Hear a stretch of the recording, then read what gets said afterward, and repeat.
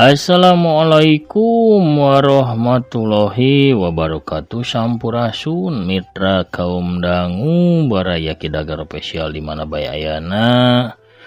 Wilujeng sonten wilujeng batapang dangu deunya sareng aki di acara nu maneuh tangtos namanya eta dongeng Sunda anu dipadardikan daga kidagar spesial YouTube. Pemirsa sadayana kumaha daramang sadayana, alhamdulillahnya pamidaramang mah mugi-mugi sadayana tetep dipaparingan kesehatan lahir sinareng batina, dijembarkeun manahna, digambilkeun rezekina, ditebihkeun tina balaina, oge dilancarkeun segala rupi urusanana, amin amin ya robbal alamin. Pamirsa, urang keur ieu deui dongengna, hiji lalakon anu judulna Kasarad. Nincak ka bagian ka 15. Ieu dongeng rek anak nyalira dongkeun ge ku aki, mugi-mugi tiasa janten panglipur kalbu pangbeberah kana manah. Malah mandar sa kedik dua kediknya. Aya hikmah nu tiasa dicana ku urang sadaya pikeun pieuteungan urang hirup kumuh di alam dunya. Pemirsa, sapodos teu nyangkolong teuing kana waktos, oh nya ulah hilapnya. Anu nembean mancon nembean ngadangukeun di subscribe heula nya di toel tombol loncengna supados aya notifikasi upami akin raskeun hanca dongeng. Urang amparkeun deui sama kabuitanna parsamakna sor bajigur sareng awugna mangga aparayun sadayana prung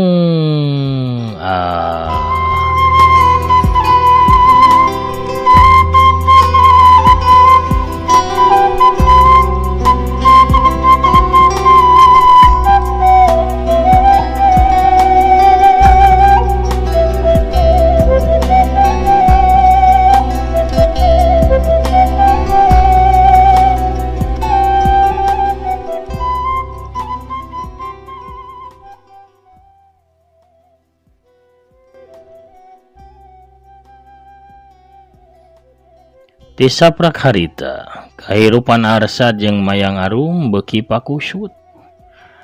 Mayang ayeuna mah remen pisan kasurupanana meh hampir unggal poe.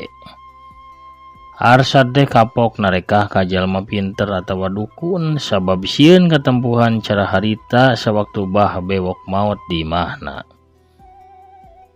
Meh-mehan Arsad teh dilaporkeun ka polisi ku kulawargana bah bewok. Untungna sanggeus dileuleyan sarta dijelaskeun sajelentrena ku Dokter Heri jeung Mang Sarip. Akhirna kulawarga bah bewok teh teu nuntut Arsad. Maranehna sadar lamun nyawa bah bewok jadi taruhanana dina profesi bah bewok jadi paranormal. Ngan bae Arsad jadi bang baungeun lamun menta pitulung ka paranormal sieun kasalahkeun deui lamun si paranormalna eleh jajaten terus tepi ka maot ku arwah marakayanganana Saripah. Saran Dokter Heri pikeun mawa Mayang ke rumah sakit jiwa oge teu digugu ku Arsad teh. Arsad ayeuna mah geus yakin lamun pamajikanana teh lain gering pikir atawa boga kasakit jiwa tapi jelas-jelas diganggu ku arwahna Saripah. Poe-poe diliwatan ku Arsad dina kayan kasiksa lahir batin. Mun beurang suda kana dahar mun peuting teu daek tibra sare da puguh melang kana kayan pamajikanana anu sok ngadadak ngagrebeg sareng ngamuk teu pupugu. Dina waktu 2 bulan ge awakna Arsad jeung Mayang anu tadina lintuh teh orot jadi bargang. Beungeut pias panon ceuleuh da puguh kurang sare kurang kana dahar. Kocapkeun harita pabebeurang, Arsad keur diuk we cina ku uli hareup imah, ngahulang mikiran kahirupan rumah tanggana. Nah ku aing diserahkeun bae kitu Mayang teh. Anterkeun ka kolotna sangkan aing bebas. Cina ieu masalah. Tapi salaki naon ngaranna anu hayang ngeunahna hungkul. Teu tanggung jawab ka pamajikan anu keur gering. barina lain salah nama yang deui. Ieu mah jelas salah paham antara aing jeung Saripah. Duh, kumaha tuh carana pikeun ngubaran pamajikan teh. Arsad ngabatin dina hatena bari panonna nyawang ka jauhna.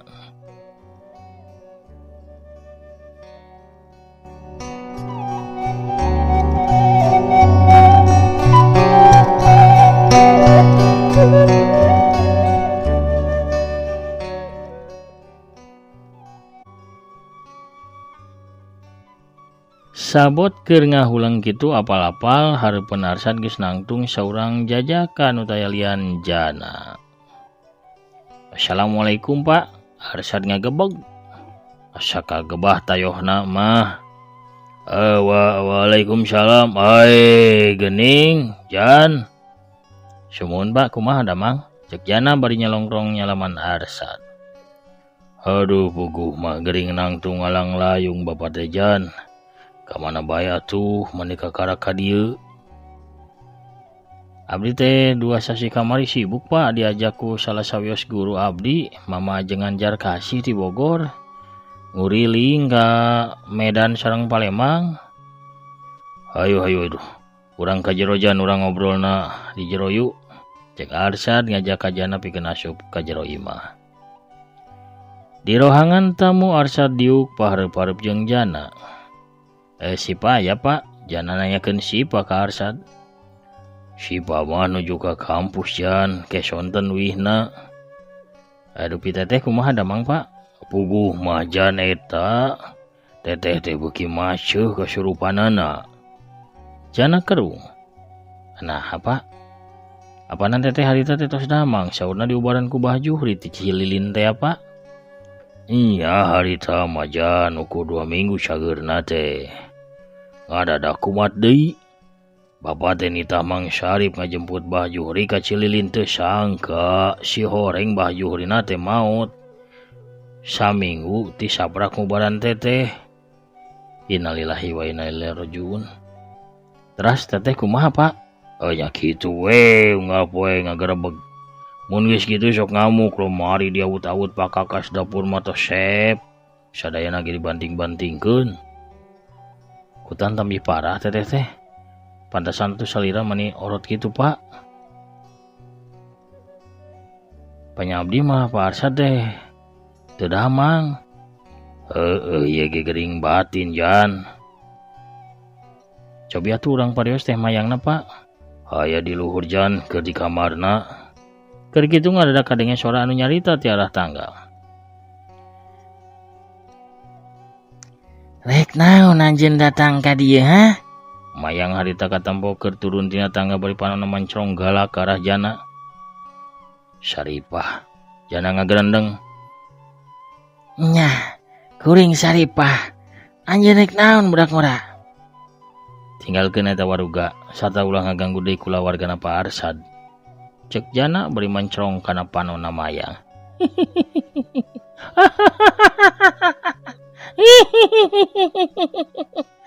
Kuring moal init.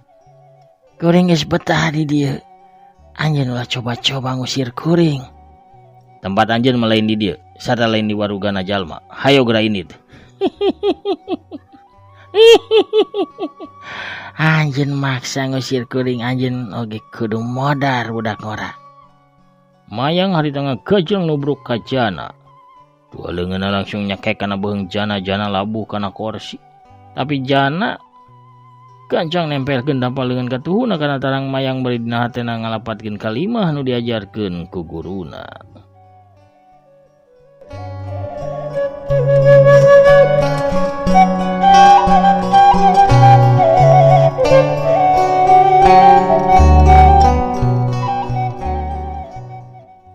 Pamirsa sadayana ulah hilap ya dongeng di alpukaan ku afiliasi di Shopee sareng Lazada. Kanca wargi Taki Dagar Official anu resep gula gale atau tos biasa balanja di Shopee atau napi di Lazada mangga tiasa ngelangkungan produk nu dipajang di dongeng aki kantun klik web salah sawias produk nanya. Saparantosna lebet ke aplikasi Shopee nama pamirsa bebas bari gula gale naon bae oge sakahoyong sarta sapangabutuh pamirsa. tadi wajibkeun ngagaleuh produk anu dipajang bari ngagaleuh gitu naon pamirsa. Ku belanjana pamirsa di Shopee atau lajana ngalangkungan produk nu aya di dongeng Aki. Kami sareng ngabantos kamana kamajengan ieu channel. Hatur nuhun kasadayan parantos balanja tanapi ngarojong kana ieu channel. Hatur nuhun pisan urang keureuh dongengna.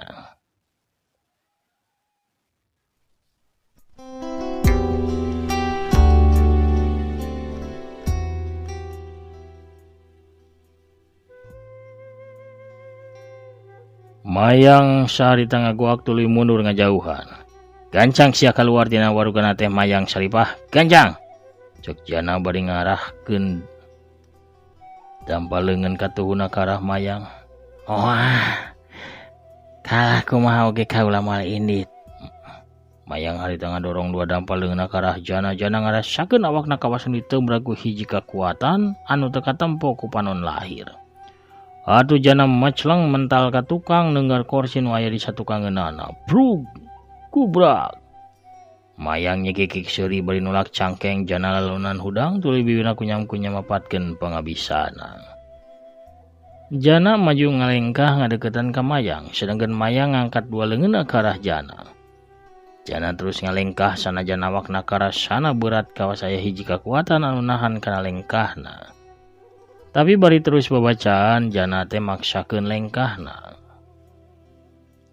Sanggeus deukeut ka Mayang leungeun katuhna ditempelkeun kana tarangna Mayang. Tep.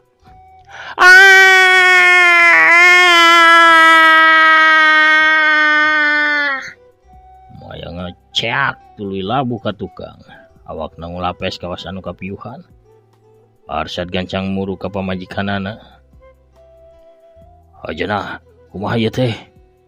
Sawatara waktu mah teteh aman Saripah moal waka datang sameme kakuatan manehna pulih Pak.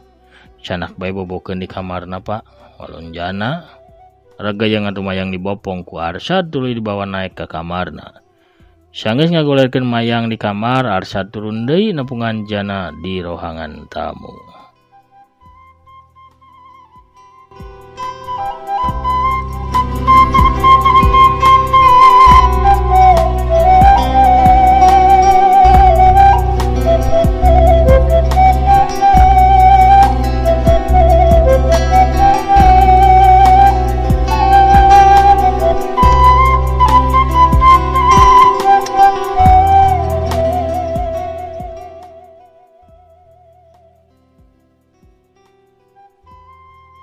Nah teu nareka deui kanu tiasa Pak pikeun ngubaran teteh cek jana sanggeusna diuk pahareup-hareup deui jeung Arsad.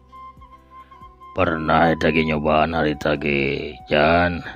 Bapak minta tulung ka Bah Bewok kurang limbangan. Tapi bapak teh kapok. Meh-mehan bapak di penjara kusabab kasalahkeun. Margana mah Bah Bewokna maot sawaktu ngubaran teteh. Duwi ka maot kumaha caritana Pak?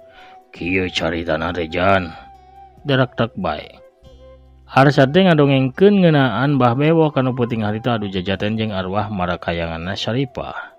Tah kitu caritana teh, ceuk Arsad mungkas dongengna. Janten aya bayangan beureum anu mantuan ka Saripah Pak. Iya Jan. Hartina aya jalma atanapi makhluk sejen anu milu campur Pak. Pantesan kekuatan Saripah teu kawas biasana. Ti harita bapak teh kapok minta tulung ka jalma pinter sarta paranormal teh Jan. Sieun kasalahkeun lamun aya nanaonna.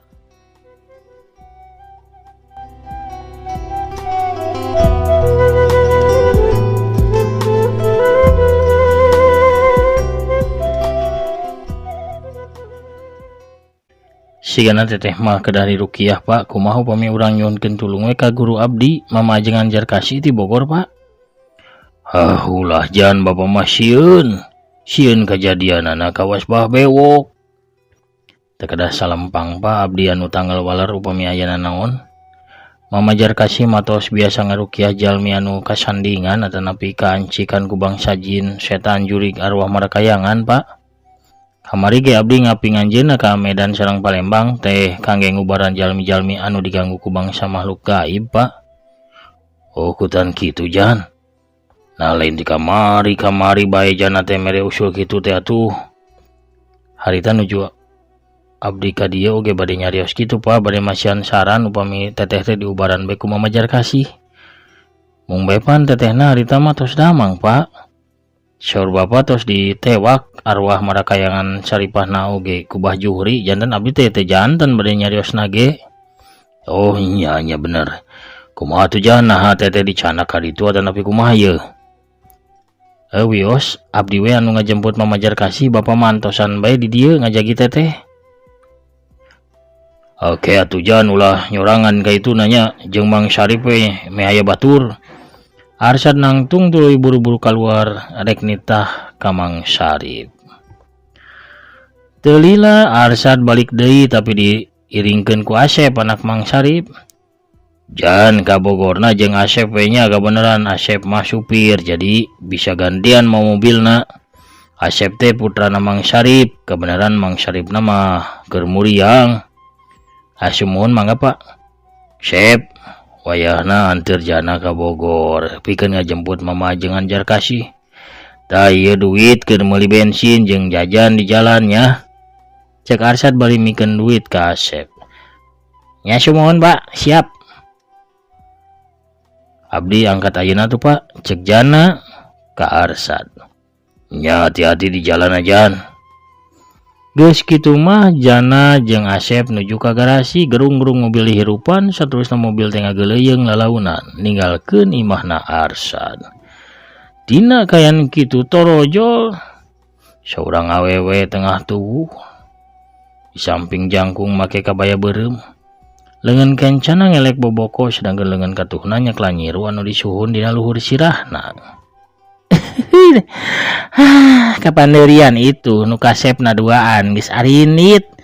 Pak Arsad mah Pak Arsad we nya ieu diborong ieu awug ibi sareng ieu natah nyandak ieu nyandak Putri Noong tuh ayeuna mah aya kueh cucur Pak Arsad tah aya naon deui eta aya lumpia aya tah aya sagala ieu mah telepon ge nyanak tuh.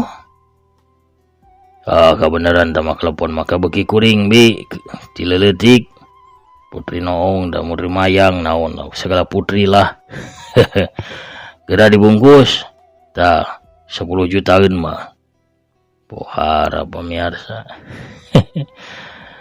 Kuno rojolna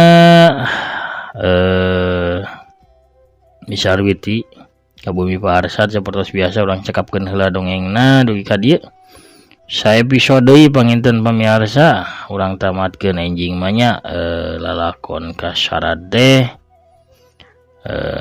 urang cekapkeun heula tu bagian ka 15 na dugi ka dieu.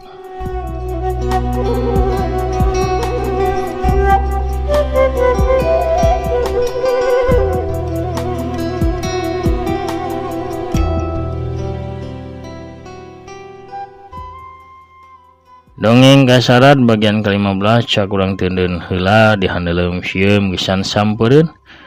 Urang tuna dihanjuang siang gesan aleun urang sampeuring ke bagian panungtung panginten pamirsa nya.